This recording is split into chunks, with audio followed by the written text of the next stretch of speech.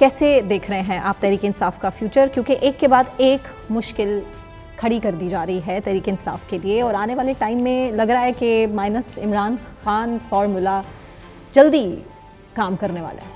अभी तो minus Umar Ayub formula चल रहा है, माइनस इमरान खान तो नहीं चल रहा।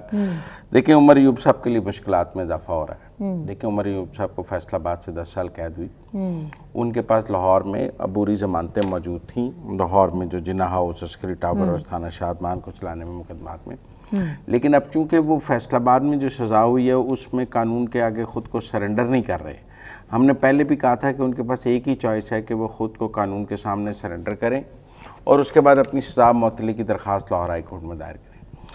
चूँकि वो ऐसा नहीं कर रहे और वो कानून के सामने सरेंडर नहीं कर रहे, तो जो ज़मानतें उनको हासिल थी, मतलब जो रिलीफ उनके पास मौजूद था, वो रिलीफ भी उनके हाथ से निकलता जा रहा है। देखिए ना, वो अपनी गलती से अपने लिए एक मसाइल पैदा कर रहे हैं।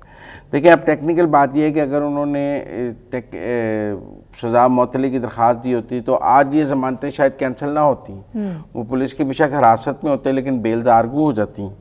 लेकिन अब सूरत हाल ये है कि क्या तो उमर अयूब ने मफरूरी और अपना जो है वो केपी में काटने का फ़ैसला कर लिया है और उन्होंने ये फ़ैसला किया है कि वो सज़ा मुअत्तली की दरख्वास्त नहीं देंगे।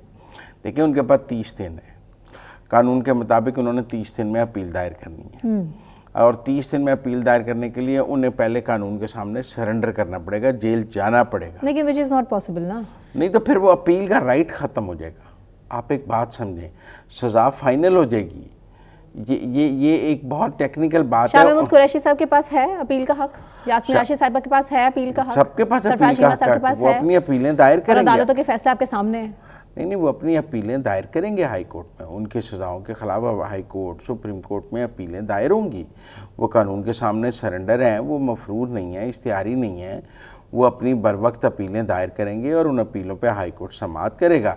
जैसे इमरान खान साहब को जो सज़ाएँ हुई उनमें से कुछ सज़ाएँ अपीलों में ख़त्म हो गई और अब एक जो 190 मिलियन पाउंड वाली है उसकी अपील जो है वो इस्लामाबाद हाई कोर्ट में पेंडिंग है, जहाँ वो सज़ा ख़त्म हो सकती है या उसके बाद वो सुप्रीम कोर्ट जाएगी। देखिए अपील का राइट तो हर मुलजिम के पास होता है जिसको सज़ा हो जाती है। मैं ये कह रहा हूँ कि उमर अयूब साहब, अहमद भच्चर साहब, अहमद चट्टा साहब, जो लोग मफरूर और इश्तिहारी हैं, एक तो वो कोई अच्छी रिवायत पाकिस्तान की सियासत के लिए नहीं डाल रहे हैं। सियासतदान तो देखें ख़ुद को हमेशा कानून के सामने सरेंडर करता है, अच्छा हो या बुरा हो। लोगों को बुरा लगेगा। वैसे जब नवाज शरीफ को सज़ा हुई थी वो लंदन से वापस आ गए थे और उन्होंने गिरफ्तारी दे दी थी इलेक्शन से पहले, लेकिन उसके बाद जो डील करके वो वापस गए, वो बेल करा के गए ना, कानून अपनी पार्टी के अंदर से ही नहीं, कानून के मुताबिक जमानत करा के गए, मफरूर इश्तिहारी नहीं रहे। उस पर भी बहुत से सवालात खड़े हो रहे हैं। खैर उस पर तो अब क्या ही बात करें। लेकिन मैं ये कह रहा हूँ कि देखिए उनको सज़ा सुनाई पनामा में, वो और मरियम नवाज लंदन से वापस आए, उन्होंने आके गिरफ्तारी दे दी, कई माह अंदर रहे, जमानतें नहीं हुई, जेलों में रहे, उसके बाद जाके ज़मानतें हुई। मैं यही कह रहा हूँ कि उमर अयूब साहब, अहमद भच्चर साहब और जो लोगों को सज़ाएँ हुई हैं, इनको अच्छी पार्लिमानी और सियासी रवायात कायम करते हुए ख़ुद को कानून के सामने सरेंडर करना चाहिए।